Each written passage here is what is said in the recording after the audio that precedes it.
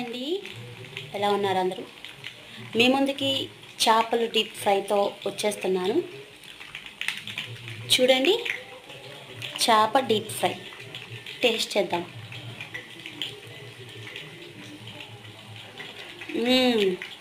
చాలా అంటే చాలా బాగుంది. ఎలా చేయాలో చూసేద్దాము, వచ్చేయండి.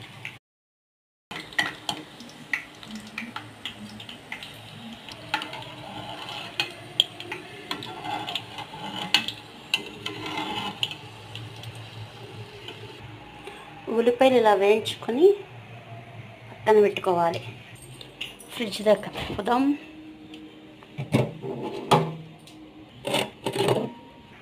ముందుగానే కలిపి పెట్టుకున్న చేప ముక్కలు.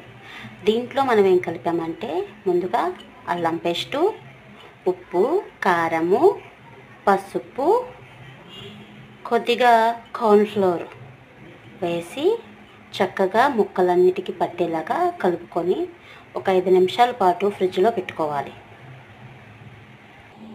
చూడండి, బాగా వేగిన ఆయిల్లో మన ముక్కలు జాగ్రత్తగా వేసుకోవాలి.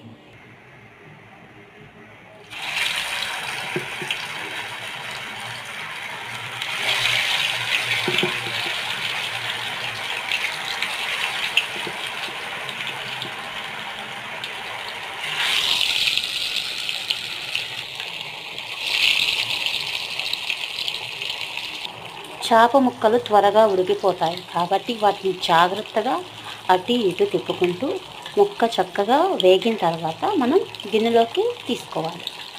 ఇక్కడ బుడగలు కనిపిస్తున్నాయి కదండి, బుడగలు పోయి ఆయిల్ నార్మల్గా అయ్యిద్ది. అట్లా అయిందంటే అర్థము ముక్క ఉడికిందని. ఓకే, చూడండి, ఇందటి మీద ఇప్పుడు ఆయిల్ బుడగలు కొంచెం తగ్గినాయి అంటే ముక్క ఉడికిందని అర్థం. మీకు తెలియకపోతే ఒకసారి ముక్క పట్టుకొని చూడండి, తెలుసు. చూడండి, చక్కగా ముక్కలు వేగినాయి. ముక్కల్ని తీసుకొని పక్కన పెట్టుకుందాము. మిగిలిన ముక్కలు కూడా వేయించేసుకుందాము మనం ఈలోపు. అయితే మీకు నేను చెప్పొచ్చే చిన్న చిట్కా ఏంటంటే, చేపల కూర తిన్నాక పెరుగు ముట్టుకోకూడదు, పాలు ముట్టుకోకూడదు, కాఫీ, టీ అలాంటి ఏమీ ముట్టుకోకూడదండి. అది తీసుకోవడం వల్ల మనకి పాయిజన్ అయ్యిద్ది. 4 అవర్స్ వరకు ముట్టుకోకూడదు. చూడండి, మన చక్కటి చేపల ఫ్రై రెడీ అయిపోయింది.